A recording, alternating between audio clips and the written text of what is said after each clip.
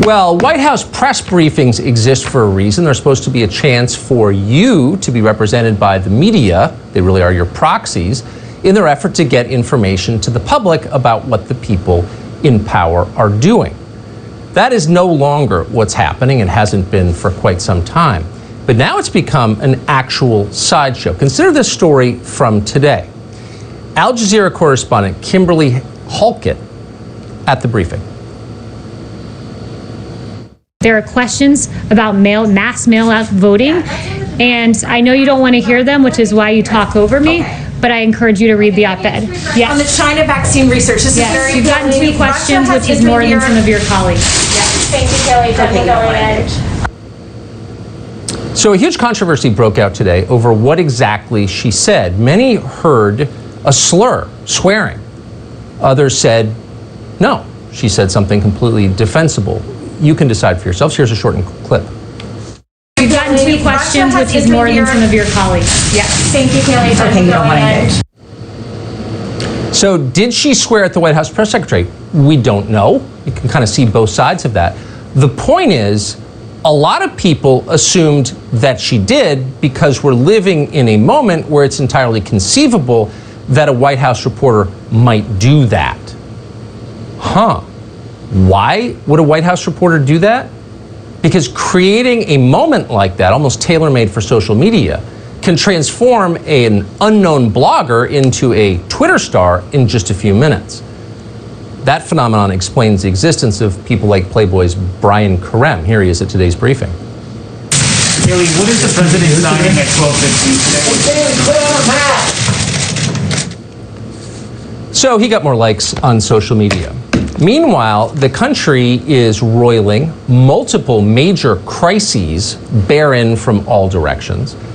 And our media seem completely incapable of getting useful information to the public. And instead, they're engaged in this kind of endless cycle of performance art. Jim Acosta of CNN, of course, is the Da Vinci of that. Are you worried? That's enough. That's Mr. enough. President, I was going to ask one of the other folks. That's enough. Pardon me, ma'am. Mr. President. That's enough. Mr. President, I had one other Peter, question, if I may ask, on the Russia investigation. Are you concerned that you may have? I'm not concerned about anything with the Russian investigation because it's a hoax. That's enough. Put down the mic. Mr. President, are you worried about indictments coming down in this investigation? Mr. President. I'll tell you what, CNN should be ashamed of itself having you working for them. You are a rude, terrible person. You shouldn't be working for CNN. Say what you will about Jim Acosta, and you probably have. He has mastered the art of the grandstand. It's not about facts, gathering information for the public. It's about self-aggrandizement. In case you forgot, here's his exchange with Trump advisor Stephen Miller from 3 years ago. This whole notion of, well, they could learn, they have to learn English before they get to the United States. Are we just going to bring in people from Great Britain and Australia? Jim, actually, I have to honestly say, I am shocked at your statement that you think that only people from Great Britain and Australia would know English. It reveals your cosmopolitan bias to a shocking degree. It sounds like you're trying to engineer the racial and ethnic flow of people into this country. Jim, that is one of the most outrageous, insulting, ignorant, and foolish things you've ever said. Brit Hume spent many years with a microphone in his hand asking tough questions of politicians. Covered many administrations. We're happy to have him on tonight. Brit, thanks so much for coming on. So I guess what I'm struck by is not just the partisanship that's been there for a while, but the lack of useful information that's coming out of these events. Have you noticed that? Well, a couple of thoughts about that, Tucker. I did notice, particularly back during the early round that went on for some time of those White House coronavirus briefings, that reporters did not ask the experts on hand questions about the disease, about where and how it was spreading, what could be done about it, what the data were showing, and so on. Some of those experts made pretty detailed presentations, and I could think, as I was sitting, watching myself on television, I thought of all kinds of questions I would like to have asked, but none of them did. And I remember thinking at the time, I don't know what story these reporters think they're covering, but it isn't the coronavirus outbreak that they're covering. What they're covering was Donald Trump, and Donald Trump to them is someone whom I think it's reasonably clear most reporters do not respect or admire. Indeed, I think they hold him in contempt. And the result of that is we've seen behavior, despite the years and years of aggressive behavior in the White House briefing room, we've seen things with this president that go far beyond that. It's not just that they, beat up on the briefer. That's been going on for some time, although I've never liked it. But they feel free to interrupt the president, to argue with the president, and so on. It never used to happen. I can remember there was a time when a president would walk out into a briefing room and the members of the press would stand, not because they admired or liked that particular president, but out of respect for the office and the traditions that attach to White House news conferences, where you treated the president with respect. You could ask penetrating questions, you could ask follow-ups, but you treated the president with respect. You didn't interrupt, and you didn't contradict, and you didn't argue. It just wasn't done. Helen Thomas would try to do it, and she was scorned by her colleagues when she was the White House reporter for UPI for many years. She was not held in high esteem by her White House, or many of her White House colleagues, because she did that. Yeah, nor by me, I can say. So I think it's fair to have contempt for, I have contempt for most politicians. But if you're talking to one, I think they deserve it. But if you're talking to someone who's crafting legislation, wielding power, don't you have an obligation to act on behalf of your readers or viewers and try and get them something meaningful from the exchange? In other words, It's not just about you, right?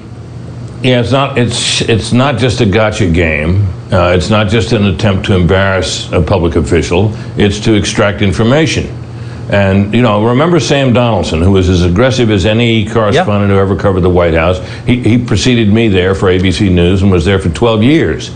And he could be quite firm and strong and would ask very pointed questions, but he was always respectful and courteous, and he rarely interrupted or argued. And that was the standard. It was one we all observed. And even though the White House briefing room was nowhere near as cozy as the press briefings that you would have on Capitol Hill, where they boarded on the buddy-buddy. I remember when I first went down to the White House, I was struck by what a different atmosphere it was. But even then, it was nothing like today. What brought all this on, Tucker, I think, was Watergate. White House press corps was badly embarrassed to have been scooped on the major story of the Nixon presidency and the major political scandal of our time by a couple of guys working on the city desk of the Washington Post. And the idea grew that the White House press corps was soft on on that president and on other presidents. So the atmosphere got very aggressive, but it never got like this. What happens during the next administration, whatever that is? Does this continue? Does it revert to what it was?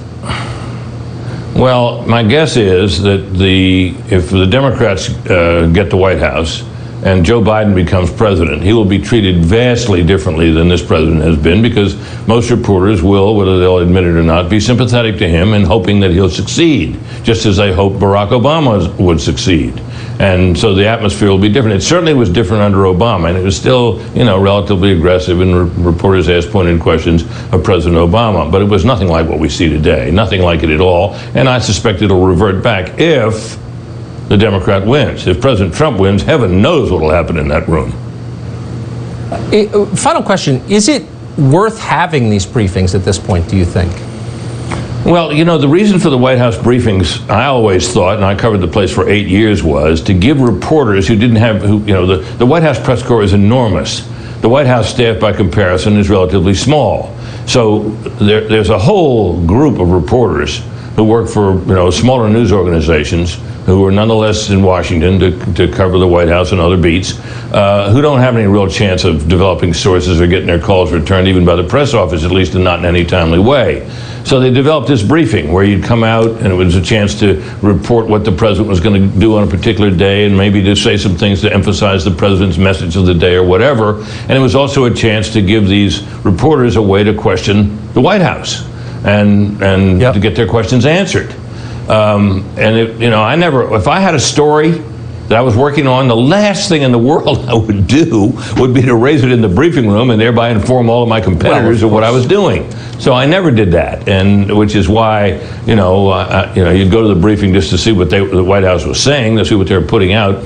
I never thought they were worth a lot, and when they weren't happening for a long period of time there before Kayleigh McEnany came in, I didn't really miss them. I'm not sure how many viewers missed them. No, I didn't either. Brit Hume, thank you so much. And I'll tell you one. Yeah, you bet. Thank you.